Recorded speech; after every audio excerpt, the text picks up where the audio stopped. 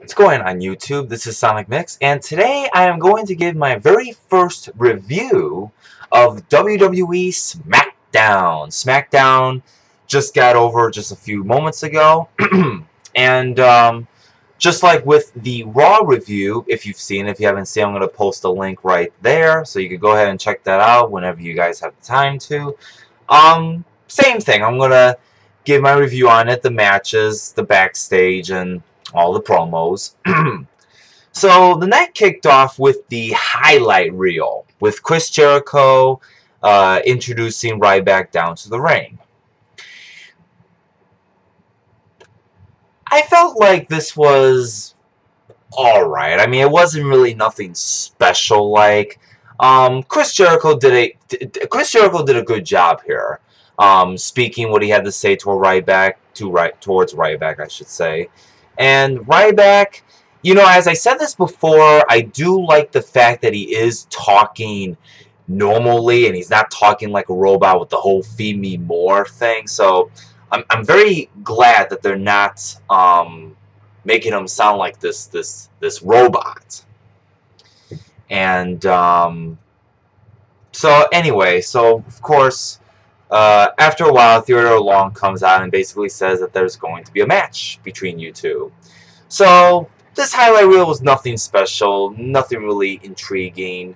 I give about 2 stars out of 5. Up next was the very first match of the night. It was Kofi Kingston against Cody Rhodes.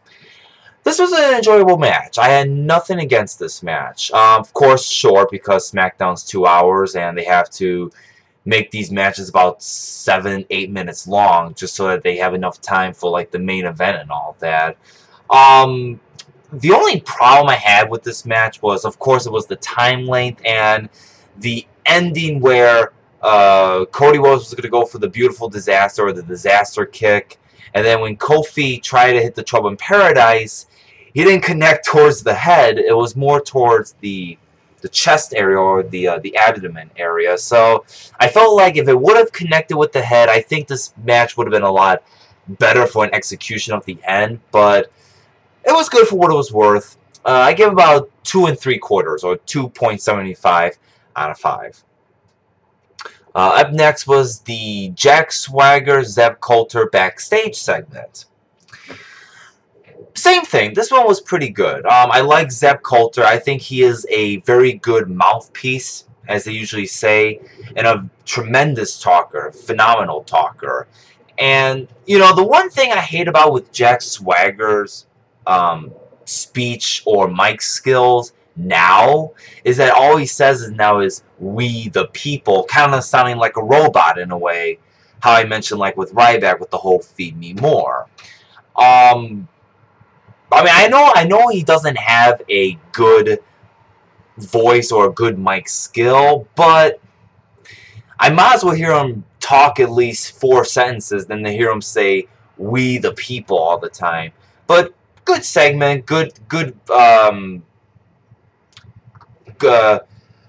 job by Zeb Colter. And of course, Jack Swagger was the filler in, and I kind of mentioned how they mentioned with Dolph Ziggler as the Money in the Bank, and then Ambrose Del Rio as, of course, being across the border and all that crap thing. 3 out of 4. I mean, not 3 out of 4, I'm sorry. 2.75 out of 5. There was actually the segment of what they showed from Raw with the whole Paul Heyman, Brock Lesnar. I'm not going to get into that because I already mentioned that in the Raw, which if you do want to check, once again, my Raw review, you could just click on the link that's right there. It'll take you through all my review of that night. Up next was Big E Langston versus Jack Swagger. This here was an NA. The match never got started. Basically, Del Rio throws in a ladder. Big E and Swagger fight for the ladder. And then basically, it gets a little chaotic. And then this time, Del Rio gets the ladder and starts hitting away on Swagger, Zep, Dolph, and I think even on Big E Langston, if I'm not mistaken. So, Big E Langston, sorry. This gets an NA. Like I said, the match never even started. This was kind of just more like a promo type thing. Now, I wouldn't say a promo, but you know what I mean. Next was Dean Ambrose versus Daniel Bryan. This was an enjoyable match. This was pretty good for what it was worth. But I didn't like the end. I didn't like the fact how Kofi Kingston out of nowhere just comes in and interrupts the match. I did not like that. And, you know, I think it could have been somebody better, or better yet, have Dean Ambrose win the match, and there you go. This match would have been a 3-star, but because of the whole DQ in the end, I have to give it a 2.75 out of 5. I keep saying 3 and all the other mixed rating numbers. The match should have ended with a 1, 2, 3 count. At least that's how I felt. But very enjoyable match to watch. I would highly recommend to watch it if you ever get the chance to. What I have here? Oh yeah. Next was the Mark Henry pulling the 2 trucks segment. I actually found this to be very enjoyable. Although maybe to some people it wasn't nothing too special like, but I found this to be very enjoyable for what it was worth. I mean, it wasn't a 3-star segment or anything, but what I liked about this was that it really showed like an emotion that Mark Henry gave. And it was like when Mark Henry said, like, these people don't believe that I can do it, and I want to prove to them that I can do it. And he did. He proved it to the world that he pulled 2 trucks, semi-trucks I think they were, and got them across from one line to the other line, and they made that segment look like it was a big deal or a very important segment. And I think another thing that I liked about this was that Sheamus didn't get involved in this, which actually made a more of an intention that this segment was important, or this promo was important. And Sheamus didn't appear on the show at all. And if Sheamus did appear in this, I think it would have weakened it, because the purpose of this segment was to make you believe. And that's what I liked about it. And Mark Henry made you believe that he could do it. And he did. And that's what I liked about this. Even though it doesn't get a 3, but you know what? I'm going to be generous. I'm going to give it a 2.75 out of 5. But some people might give it a 3. I know I might give it 2. I know the rating I give it is probably too high, but I liked it because it made you believe. That's what I liked. Up next was Big Show against Tensai, or Sweet Tea. This was a quick, like 30 seconds, WMD, 1-star match. That's pretty much about it. And then in the end, Brodus Clay helps out Tensai. Big Show spears him. He goes for the WMD, and then Randy Orton basically just comes out of nowhere and gives the RKO. Nothing special. Oh, and actually, as a matter of fact, I forgot the promo before that match, actually. There was a Randy Orton backstage segment. Nothing special, just basically him talking as, like, the Viper, and how, like a Viper feasts on a bigger prey, and if you step on a Viper, he'll strike back and all that. It was just kind of like, okay, whatever. Which, in my eyes, Legend Killer Orton will always be the best.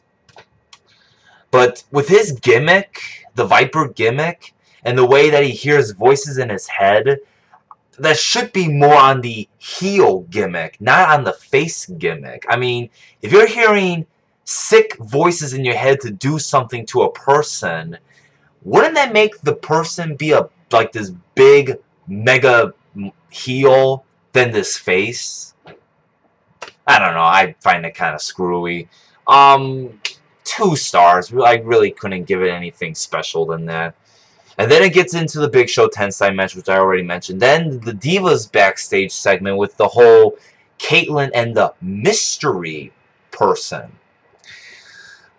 This was kind of treacherous and unbearable to watch. I hate to say. And then Khali looking like Rey Mysterio, then Cody Rhodes. The Cody Rhodes one, I found that to be kind of hilarious, but the Rey Mysterio was like, eh. And speaking of which, Rey Mysterio hasn't been shown since, like, what, January-ish? Somewhere around there? or February actually. Yeah, I think it was February, like the first week of February.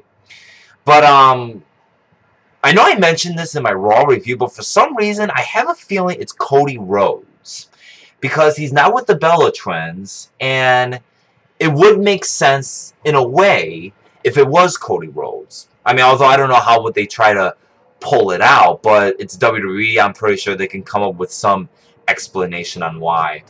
0.75 out of 5. This doesn't even get a star in my opinion.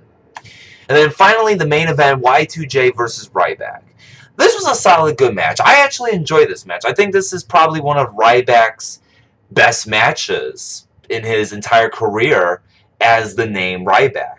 I give this a 3 out of 5. Yes, I actually enjoyed it that much. Just one thing, actually, that I have to mention. When Jericho jumped off the rope and hit Ryback on the outside, he completely missed him, but yet Ryback still sold the move, and it's like, oh my god, just doesn't make it look good. And because of that, it did hurt the match quite a lot. And then the DQ, of course, in the end.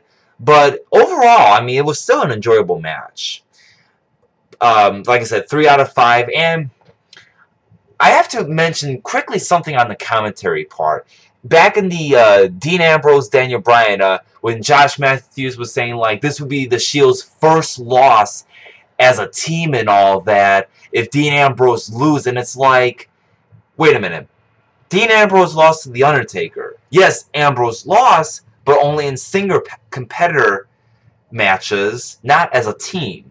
And then you mentioned the Y2J Ryback commentary, how Josh Matthews was saying something like how Michael Cole was all over on Cena, and he always defends him, and then the whole Stone Cold, just like with Jim Ross defending Stone Cold all the time. And all I have to say is, I don't know, I think Josh Matthews, he's starting to slip a little bit. I mean, I don't know if what he is saying is, I don't know if they're trying to pull some kind of a tease of a heel turn, but in my eyes, I just think Josh Matthews is slipping entirely in commentary. Michael Cole, you know, he's a guy that's sucked in a way, but I think on a good side of things, on a face commentary side for Cole, he is the guy that always gets behind the good guy. And I think that is his strong point when it comes to commentating. When he was the heel, he was always behind the heel, but he sucked. For the face, it's, I don't know, for me it's a bit different. It's like he does a better job as a face commentary being behind the face wrestler than being behind the heel wrestler. And then JBL, of course, is phenomenal.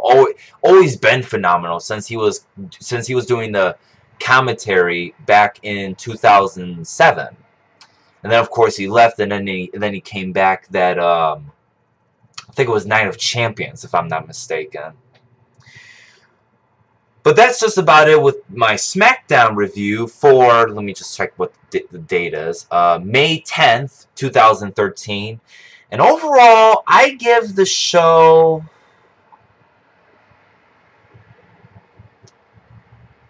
I give it about a, wow. Now you have to remember, this is 2 hours. So if I say 6, that's because there were not many shows. Unlike Raw, there are so many things happening that it decreases over time a lot. But with this SmackDown, I gotta give it a 6. Yeah, about, although I would say Raw was a bit more watchable, I would say, but the same on both categories. Raw, I gave it a 6. SmackDown, I give this one a 6. But that's just about it. This is my review of WWE SmackDown. Thank you guys for watching. Once again, if you do want to check out my Raw review, go ahead and click that link. If you want to check out my channel, go ahead and click that link. And until then, I'll catch you guys later. See ya.